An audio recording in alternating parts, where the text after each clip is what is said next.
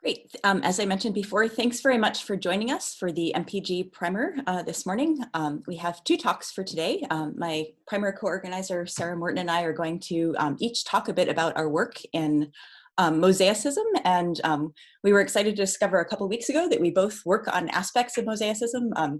Sarah today will be talking about genetic Mosaicism, and I'll be talking a bit about some work I've done previously on epigenetic Mosaicism. And I think I will just get started telling you a bit about what I've worked on. Just to mention, the work I'm going to describe today has been in collaboration with several people at the University of Washington. I'm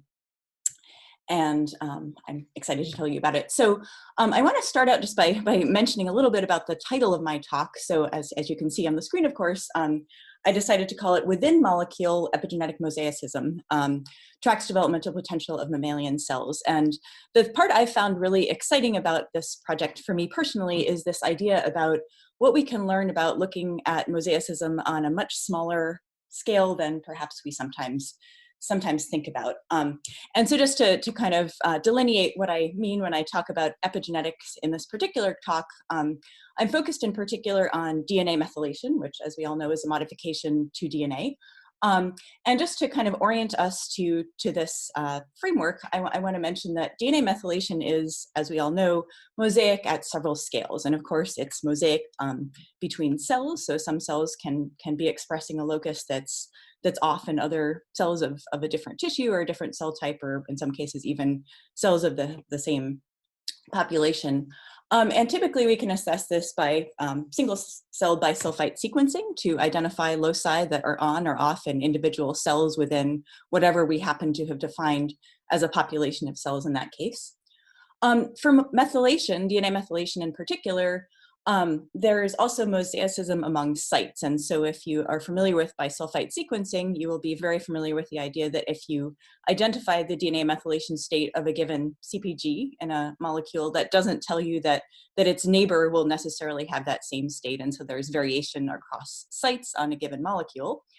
And that can be assessed by bulk sequencing. If you sequence a molecule, you can see which sites are either on and off in an individual, methylated or unmethylated in an individual cell, or you can get sort of population level estimates of the overall fraction of cells in that population that are methylated or unmethylated at a given site. Today, though, I want to focus on what I think is a somewhat less extensively studied form of epigenetic mosaicism within DNA methylation in particular, which is mosaicism between the two strands of an individual molecule. And so I think oftentimes when one uses bisulfite to identify methylated and unmethylated sites, the sort of idea is that if you get information on the methylation status of one strand, either overall or at a particular site, then that's a reasonably good proxy for the status of the other strand. And indeed, for many applications, that's true. I'm going to argue today, though, that there are some specific, and I think, to me at least, really interesting things we can learn if we consider differences between the two strands, which I will describe in some detail now. I think Sarah has already mentioned this in the chat. Thanks, Sarah. But I just also wanted to mention that I'm really happy to do my best to answer questions that come up either during the talk or afterwards. So please just let us know by either raising your hand in Slack, or sorry, in Zoom here, or by writing a question, and I will do my best to address those. Okay, so let's turn a little bit more to the idea of this interstrand within molecule mosaicism. And I wanted to just remind us, because this is really where this concept comes from, that DNA methylation is added to the nascent daughter strand following DNA replication. And I think that's really key. And so I've just tried to schematize that here from one of our papers. But basically the idea is that a daughter strand, when DNA replication happens, a daughter strand gets synthesized at the genetic level. And then there's a secondary set of processes where a DNA methyltransferase, most commonly DNMT1, a processive methyltransferase, binds to that nascent daughter strand and then adds methyl groups to it. And like any biological process, it does a pretty good but imperfect job. And so the result is that even though DNMT1 reads the methylation status of the parent strand at an individual CPG site, as I've shown here, some of the time it fails to transmit that status faithfully. And so you'll end up with, as I'll say in a minute, multiple different possible forms of matching or non-matching between the two strands. And we think that this is really kind of obviously the crux of where these potential interstrand differences come from with potential biological outcomes. And so just the way that I often summarize that for myself is to think that methylation mutations, which I take some liberties in using that term, but they're independent of genetic mutations. So there's a secondary set of opportunities for error, basically. And so one of the things that is crucial for identifying this mismatch at the level of individual sites between strands is some way to simultaneously capture the states on the parent and daughter strands, so the two strands that constitute a double-stranded molecule. And typically, of course, one sequences one strand. The way that we have most commonly sought to identify the methylation patterns on the two strands simultaneously is by a method developed by Laird and colleagues in 2004 called Hairpin Bisulfite Pcr. And the term gives you a little bit of a sort of a physical or mechanical hint as to how it works. But basically, a hairpin bisulfite PCR works by applying a hinge to a molecule before you do anything to it. And basically, if you think about, if you do sort of standard single strand PCR, you're dissociating the parent and daughter strands that constitute an individual molecule at the first moment that you denature them by heat, and whatever information might have come from seeing them in parallel is lost. So hairpin bisulfite PCR simply takes the initial step of adding a hairpin to those two strands, so that you typically use a restriction enzyme that cuts at a particular site on your target locus, and then you insert a hairpin that can bind the top and bottom strand. It gets ligated on, and so then when you heat a molecule, instead of, I like to think about it as instead of the two parts floating away, you actually end up with kind of like a hinge where now they constitute one long molecule that is forever bound to itself, and where that information can be kept together, basically. And so suddenly we are able to keep that parent-daughter pairing that we otherwise would have lost. What this allows us to do is to, as I mentioned before, examine some of these sites where there is and is not matching between the parent and daughter strands in this individual molecule. And when there is dense methylation in a particular genomic region, the most common state is concordance, and in particular concordance where, as I've shown here, both of those strands, so the template, the parent, and then the daughter are both methylated. And that would be sort of a lack of mutation in a sort of a more genetic framework.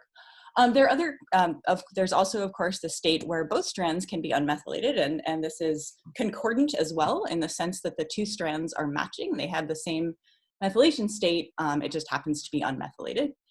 But what makes, I think, this method useful is that it's not uncommon to see particular sites that are in this third state, where rather than matching at all, the two strands are discordant for their methylation status. And so I'm going to use the word discordant here. We've also on occasion referred to these as hemi-methylated dyads, where one strand is methylated and the other one isn't.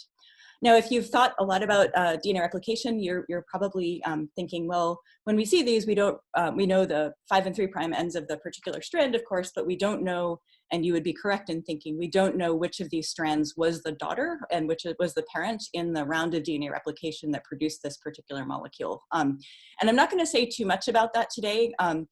It's indeed true that we can't firmly identify that for any particular molecule, but it turns out there are aspects of the methylation process that allow us to probabilistically assign the most likely parent or daughter within any particular pairing that have allowed us to make, I think, some interesting inferences about how DNA methyltransferases work and their processivity. And I'm happy to attempt to answer any questions about that, but it won't be my focus today. Another thing you're probably wondering, again correctly, is what do we do to minimize false discovery of these discordant sites? So in any biological process, again, there's the opportunity for error, for discord, in this case, between the top and bottom strands to arise by a true biological process. But as with any technical process, to detect a biological one, there's also the opportunity for error to arise through the technical process. And since so much of what I'm going to talk about a little later focuses on trying to identify both instances of and overall rates of discordance, we really want to make sure that when we see something that doesn't match, it's because it truly doesn't match rather than because there's something that went awry in our detection process.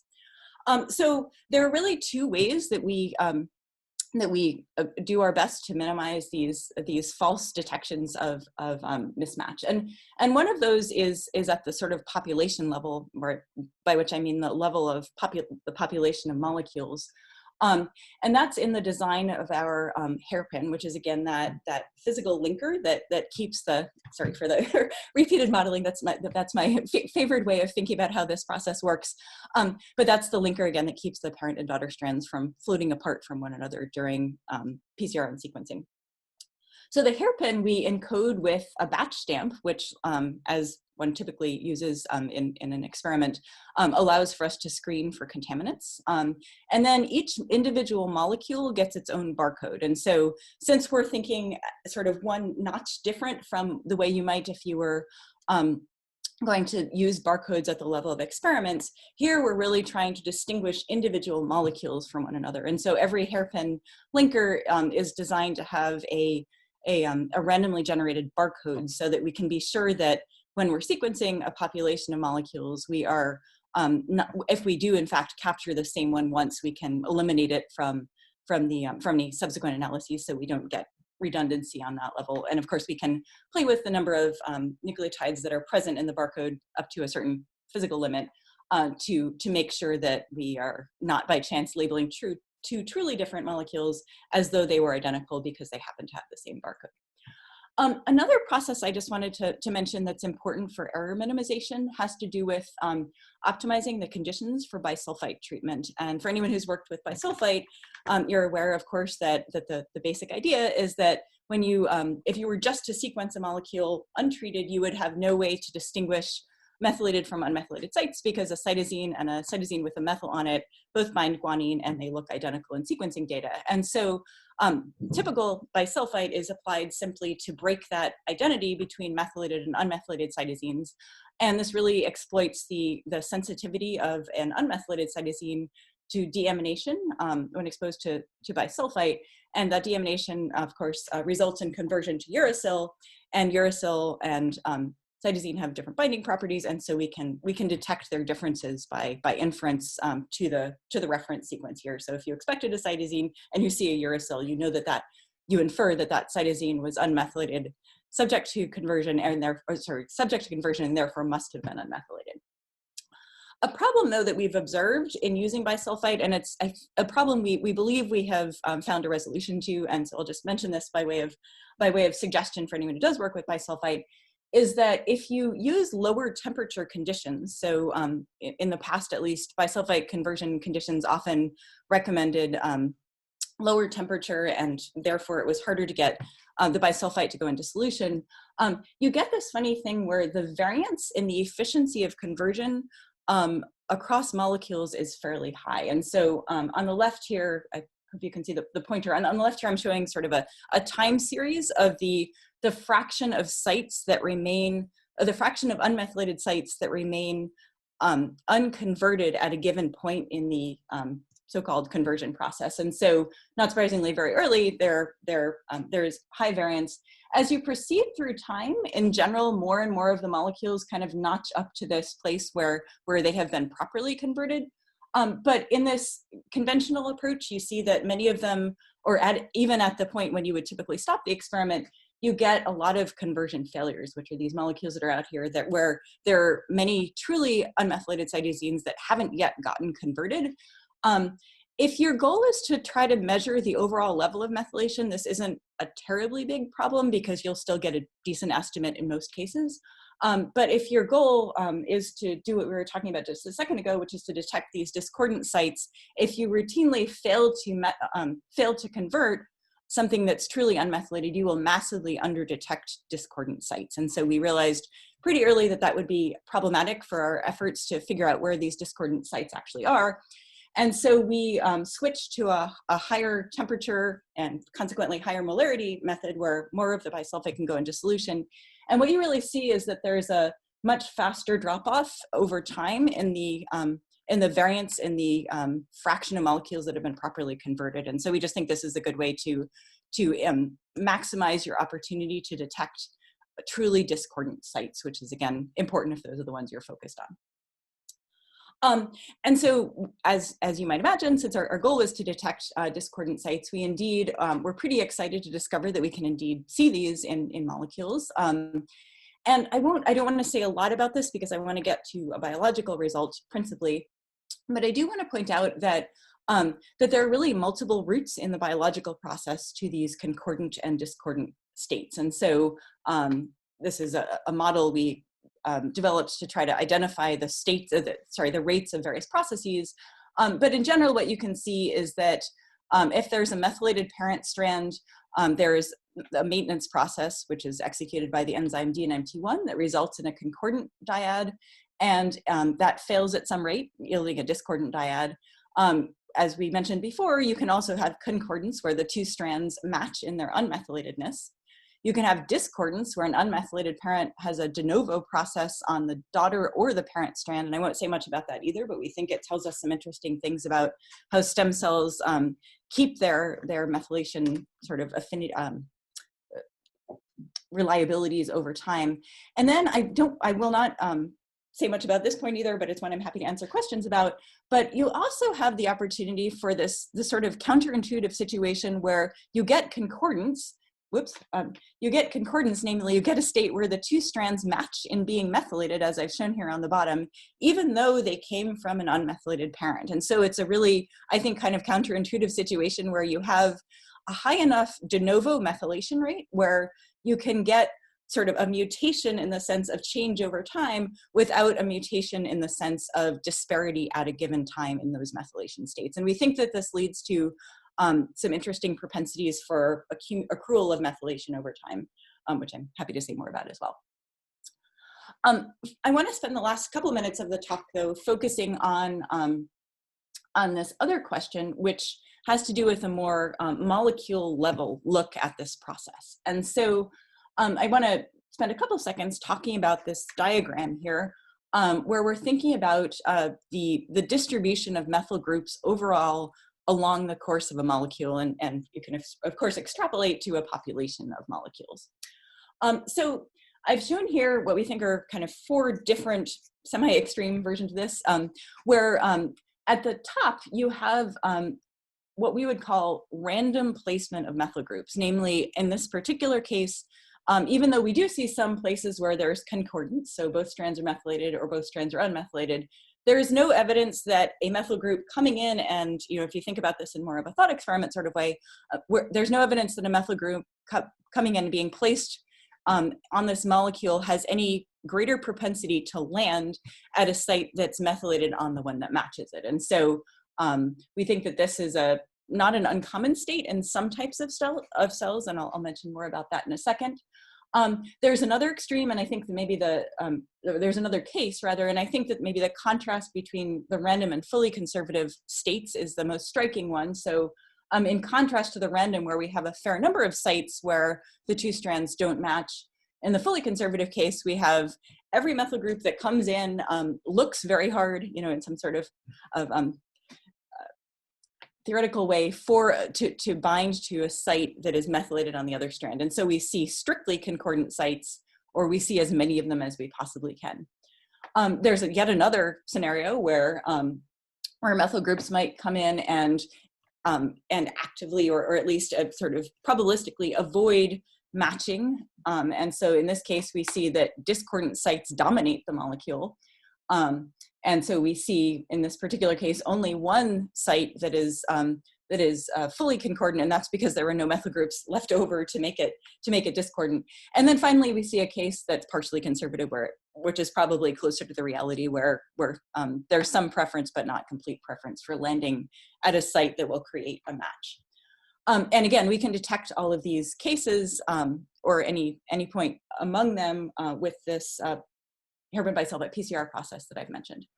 And so what my colleagues and I have done in the past couple of years is to try to come up with a more quantitative framework to think about and place a particular population of molecules somewhere in this continuum from fully concordant to fully discordant. And we came up with the ratio of concordance preference, which quantifies the deviation from random placement. And I can say a little bit more, if it's useful, about the mathematics of this.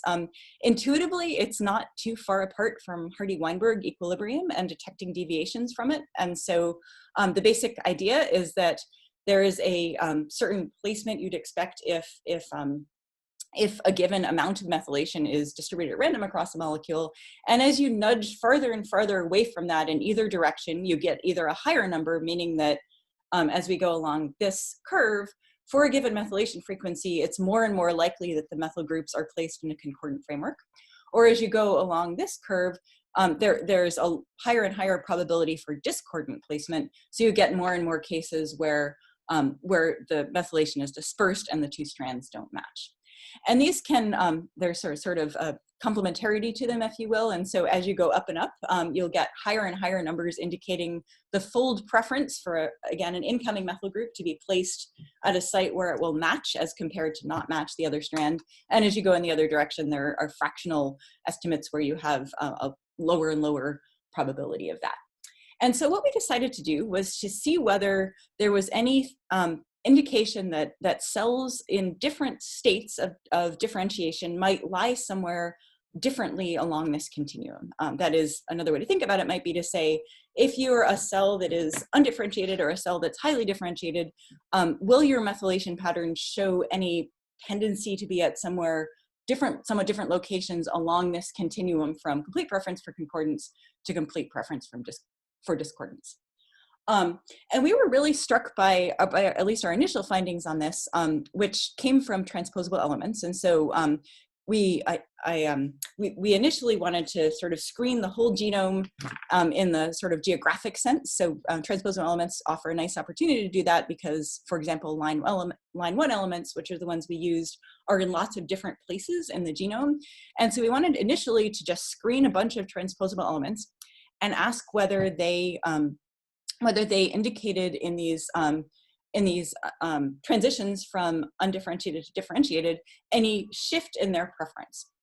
And so we screened these L1 elements, and we were really surprised and intrigued to find that for 3 different types of cell lines, be they IPS or ES cells, we found that in all cases, differentiation in culture was associated with an increase in the preference for concordance, which is to say that if we screened those L1s in that cell line in an undifferentiated state, subjected it to differentiating conditions, and then screened them again, we tended to move from cases where methylation looked more like this fully dispersive case where it was random to cases where it moved from this random case where it was random to a fully conservative case where methyl groups tended to be placed opposite to other methyl groups. And so we get, you might think about this in kind of a hand-wavy sort of way, that methylation looks like it becomes more organized with differentiation. And then we were really excited to find that, that the opposite was actually true. I don't have a slide about that. Oh, here it is, sorry. I thought it disappeared. That the opposite is true, which is that if you apply those, subject those same cells to differentiating conditions, you can actually reverse this process, and you can find that something, a population of cells where their L1 elements seem to be in this very, very organized, fully conservative methylation framework, actually move to something that looks much closer to random when you de-differentiate them. And the fact that we could replicate this across many different cell lines, and we also, although I haven't shown this here, we could sort of look at cells that were at different time points along this continuum and find that they sort of, as we expected, fell between these 2 bounds, really intrigued us and made us wonder whether, as of course is always possible when you're looking at a subset of the genome, this might be a property of L1s or whether it could possibly be more general. And unfortunately, I can't tell you more about that today because we don't know yet. But that is definitely one of the things that we're intrigued to find out more about, is whether the correlation of RCP to cellular differentiation status is indeed a more general property, of which L1s are sort of a harbinger, but not the only example. And if this is true, is it possible that measuring RCP could help us to detect genomic regions that maintain the potential for epigenetic shifts at some point later in development? And I think that's really, to me, an especially intriguing question, because we can know the differentiation state of a cell, but RCP, should it indeed hold across loci, also raises the possibility that we could think about the level of differentiation as a property of a genomic region rather than of a whole cell, and that may tell us something about sort of the continued potential of that locus to go off in different directions, even if it resides within a cell that overall has settled on a particular state. That's where I want to end, and I just want to thank the many people I've gotten to work with over the years on this project. My particularly close collaborators on this particular aspect of the work were Charles Laird, Menzeng Choi, Reinhard Stoger, Jamie Goodson, and Audrey Fu, some of whom are in this picture. And I want to thank the NIH and the TT Scientist Award for funding, and I will do my best to answer any questions. Thank you very much for your attention. Diane, I had a question for you. I really enjoyed your talk. Oh, thank you. Do you see cell type differences in the rate of the random versus concordant methylation patterns? Yeah, that's a really good question. So I haven't shown that here, but the short answer is yes, definitely. By one example is that we have examined fibroblasts in, I'm going to give a species comparison because that's the one I worked on most, but we see that if you look at fibroblasts from human as compared to mouse, it appears that the preference for concordance in those two cell types at the same differentiation state is much higher for human than mouse. We don't know why that is. We don't know if it's consequential, but it's robust across many different trials. I think it's also an interesting question. I think this may be exactly what you're alluding to ask whether for a given species, there are, for example, differences between different types or cell types from different organs that might tell us something about their overall stability of their states.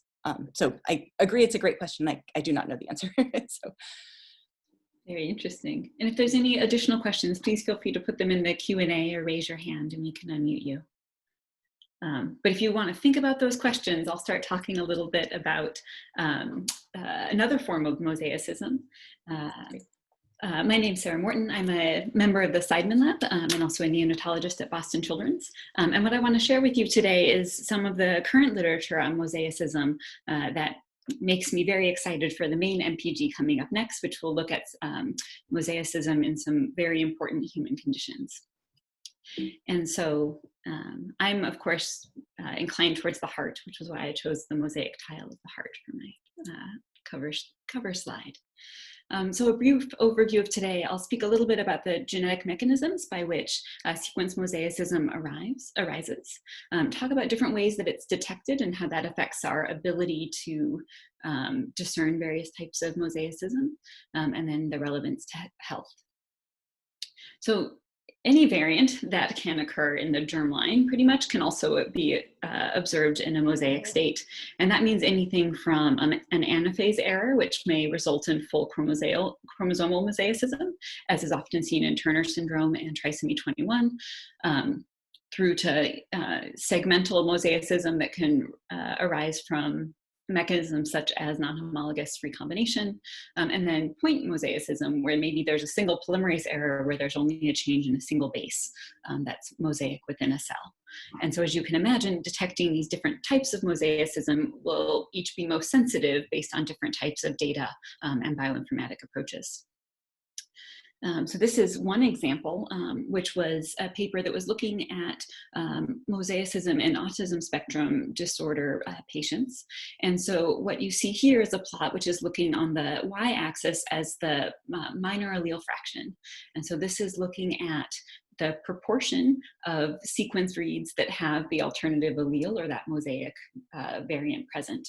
And so if something is germline, you expect it to be 0.5 approximately, because it will have affected one allele in the genome. And you can see that in that band up top are a lot of green and blue dots where there is a germline variant in either the proband, which is the child affected by autism, or the unaffected sibling. What's interesting to note is you can determine from the parental sequencing the likely source of those germline variants in both the affected and unaffected children. And that is down here at the lower part of the graph, the lower allele frequency of the exact same variant in either the mother or father, indicating that the mother or father was likely mosaic and included their germ cells, such that what was mosaic in the parent was then passed on to the child as a germline variant. And so this has been interesting to study just generally because many of these variants occur and are, as far as we can tell, inconsequential to human health. But we are now looking at specific phenotypes, especially with early onset of symptoms, to find mosaicism within parents, which is passed on more than expected to an affected child. And so those variants were all of the polymerase error type. Other types of mosaicism can come from environmental exposure, such as UV exposure to the skin. And so this was a study that looked at a large number of samples, so over 200 individuals that were sequenced for, again, small nucleotide changes. And you can see that, again, looking at the variant allele fraction, those below 0.4 are often considered to be strongly likely to be mosaic, depending on the depth of sequencing. But you can see that there are a lot of low-level or lowly present mosaic alleles across these skin samples. And what was actually seen is if you look at the type of transitions, which is somewhat hard to see from the top slide, but it is color-coded, that the vast majority are C to T transitions, which is the expected variant change when there's a UV damage and then polymerase correction. And so you can see that there's some amount of mosaicism in normal skin. SSC is squamous cell carcinoma and BCC is basal cell carcinoma, and then melanoma. And so in these three different cancer types, those samples were even more likely to have a C to T transition.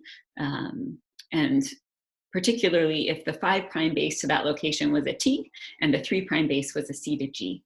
Or C or G. And so that's telling us that there is context dependence also to certain types of mosaicism within the sequences, and that these mosaic variants may have disease relevance. Other types of mosaicism can also be detected. This was a nice approach that actually looked at mosaicism in RNA instead of in DNA. And one of the benefits of that is the higher your depth of sequencing, as I'll show you in a couple of slides, the better your sensitivity and specificity for detecting mosaics.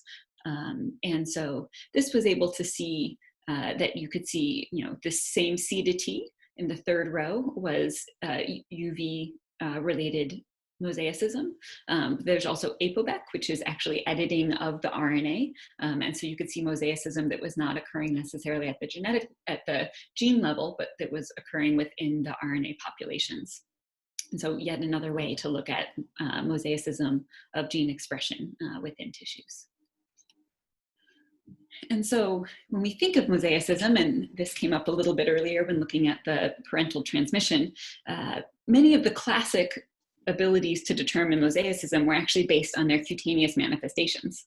And so it may be difficult to tell the mosaicism on the top row because if it occurs in patches of cells but without any observable external phenotype, it's difficult to determine where the mosaicism is within someone's body. But there are many classic forms of mosaicism that are actually associated with specific types of cells and specific phenotypes that helped us learn a lot more about mosaicism. And so what we focus on oftentimes is actually the mosaicism that is invisible instead of the visible forms on the bottom. And that means that being able to detect mosaicism depends a lot on which sample you've obtained and which sequences you're looking at within that sample. And so this is actually a paper that our speakers for today were authors on, but it's describing 3 different approaches to detect mosaicism. And so one is to take a tissue sample and do bulk sequencing. And in bulk sequencing, you can often get reasonable depth so that you have many reads at the same base or genomic region. And from that, you can identify minor alleles that are present and then do some processing to ensure that those are true biological variants and not a technical artifact. And so that is one way to identify mosaicism in a bulk tissue. An alternative would be to isolate individual neurons and sequence individual cells. And those individual cells, if you're looking at genomic mosaicism, where there's just 2 alleles, you would expect to have a 50% distribution. So you might not need as deep of sequencing to determine that a mosaic is truly present. And then you would look at the cell population to determine the percent of mosaicism within a tissue.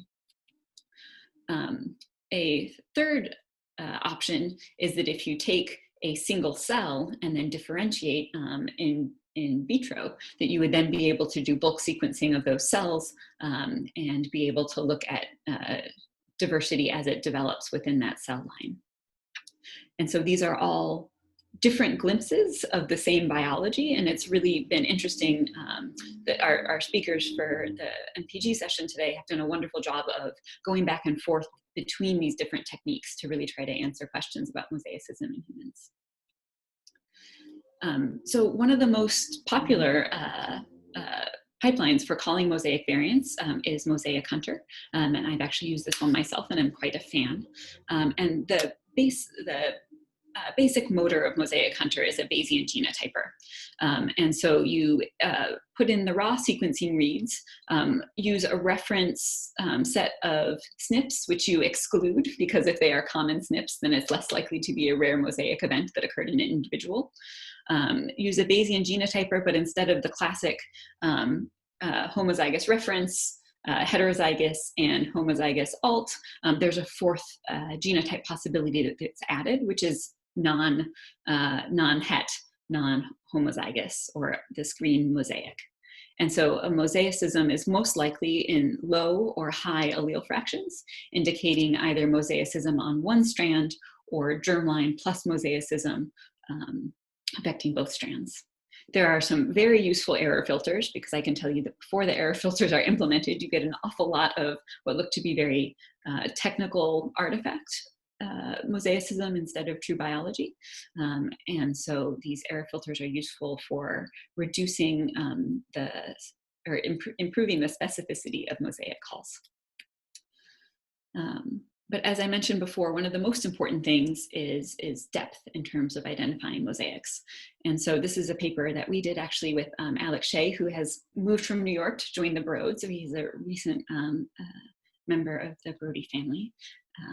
And work we did with him looked at, if you take high quality variants in terms of being pass filter by GATK, having high quality measures, and you look at the distribution of allele fraction, you see 2 different populations. And so there's our classic germline variant, which centers around the heterozygous allele fraction of 0.5.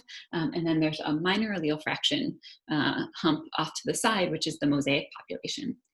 And so if you look at the sensitivity to determine germline, which is here in these black dots, versus likely mosaic in these red dots, the ability to say that something is really 0.2 and not 0.5 is vastly aided by an increase in read depth, because there will be polymerase error in the process of sequencing. And so you want to make sure that you have enough reads to be above polymerase error, but also below a 0.5. And so this is where you can see that if you do a lot of standard exome sequencing that may be below 100x, that it is more difficult to discern a mosaic variant from a germline variant. One way to improve that is a mode that Mosaic Hunter has employed. And so this is, and I'm sorry, the key will show up in a second, but the colors are all just increasing depth. So as you go from orange to pink, you have an increasing depth. And you can see that the sensitivity is very low at a 20x read, but that as you get increasing coverage, you're more and more sensitive to more and more sensitive to mosaic variants, especially around that 0.2 allele fraction. One way to improve is to use comparison samples. For example, if you have paired samples, so this might be normal tissue and tumor from the same organ, you can use your control to weed out what may truly be a germline variant, subtract all of those, and be more sensitive to your mosaic variants. And you can see that in terms of the sensitivity increasing even at the lowest coverage. Another alternative is to use a trio set. And so if you know from the parents what are their germline variants, which may occur at a very low allele frequency in the population, so not be weeded out by your reference SNP set that's in the first part of Mosaic Hunter, but by comparing to the parents, you can then really increase your sensitivity, especially at this lower end of the spectrum. Another thing that we know, so that was about sensitivity, so depth is sensitivity in most parts for mosaic detection. Depth actually also affects the specificity, and so this is again looking at somatic variance, and depth of coverage is again on the x-axis, and the proportion of variance is now on the y-axis. And so here we have lines for both not validated and validated, so our false positives and true positives. So what you can see is that the validated mosaic variants become an increasing proportion of those at higher depths compared to the not validated mosaics, which become a very low proportion of variance once you get to a coverage of about 200x. So depth helps with specificity as well. And then this is here on the right, this graph is just showing just the not validated parts for mosaics and germline. And so germline variants that are not validated become incredibly rare at 20x, whereas for the mosaic, it really requires at least 60x coverage. So there isn't just point mutations that are mosaic. I think we're getting better and better at detecting structural variants in sequencing as well. And so the two metrics most commonly used to identify structural variants in sequencing data are both the allele fraction and the coverage. Allele fraction deviations, such as loss, so a lower allele fraction being associated with a deletion, or coverage changes, such as a lower coverage indicating, again, a loss of sequencing at that region, can be combined to then identify regions of the genome that are either duplicated or deleted.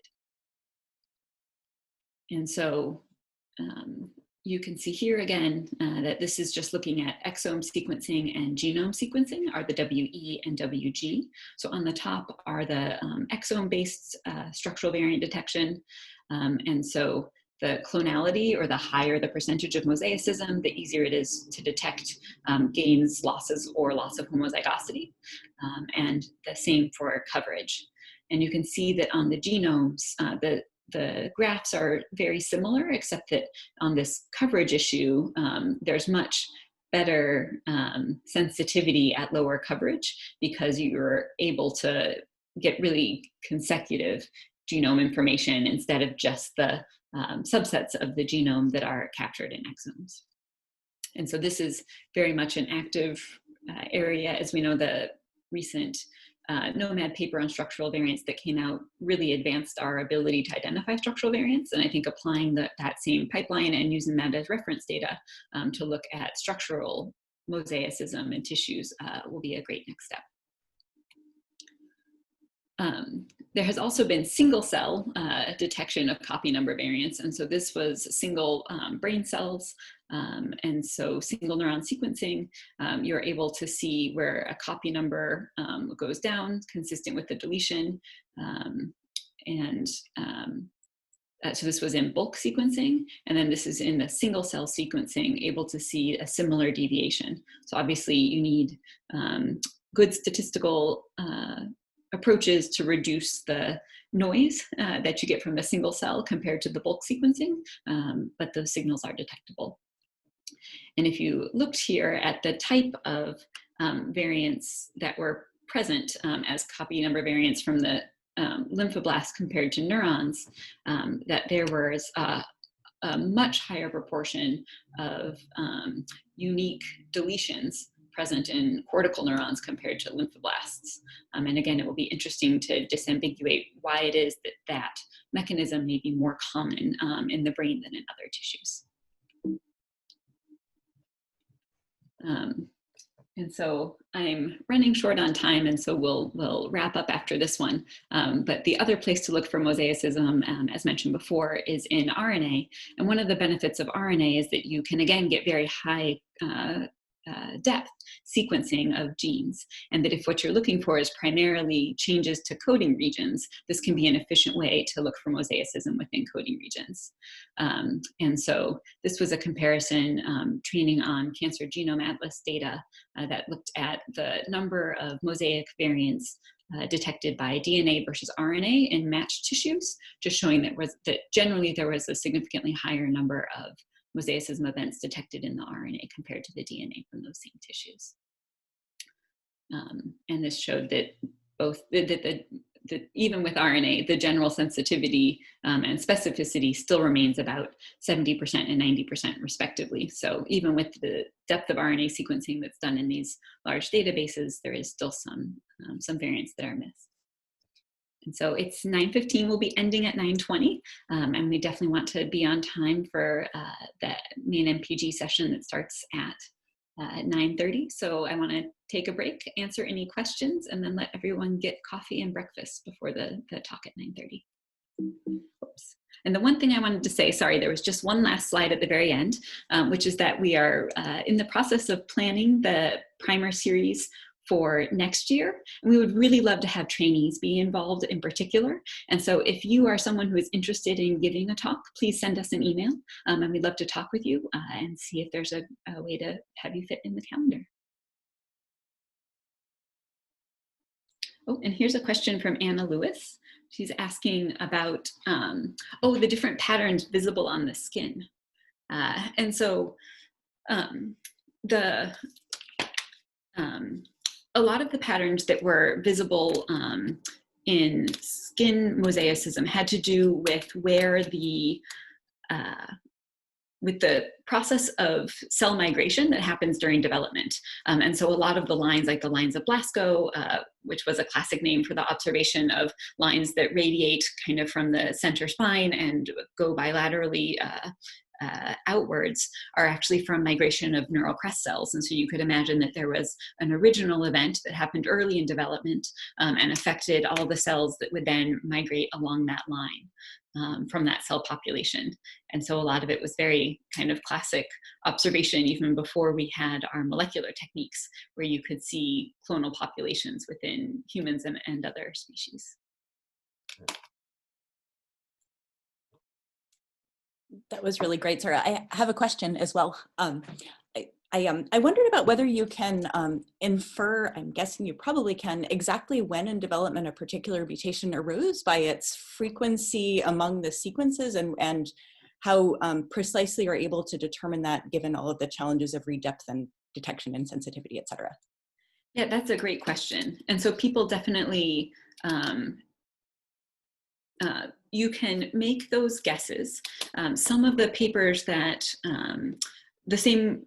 a similar approach to the skin cancer group actually looked at hematological malignancies.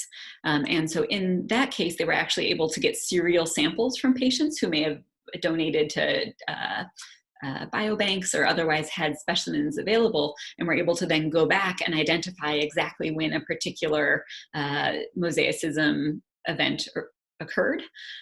The difficulty is, and this is true for both skin and hematologic cells, there's often a clonal advantage to some of the mosaic events that results in a malignancy. And so it can be difficult to pinpoint because the proportion in that kind of a tissue is more dependent on survival advantage than proportion of the original cells. But I'm hoping we'll hear today a little bit about estimating that for the brain, where maybe there's a little less cell turnover, and especially the Walsh lab and others have done a great job of really characterizing segmental mosaicism within the brain, where I think there are some really good estimates of at what point in development that mosaicism occurred. Thank you. Great. Well, thanks to everyone, and enjoy your coffee. We'll see you back at 9:30.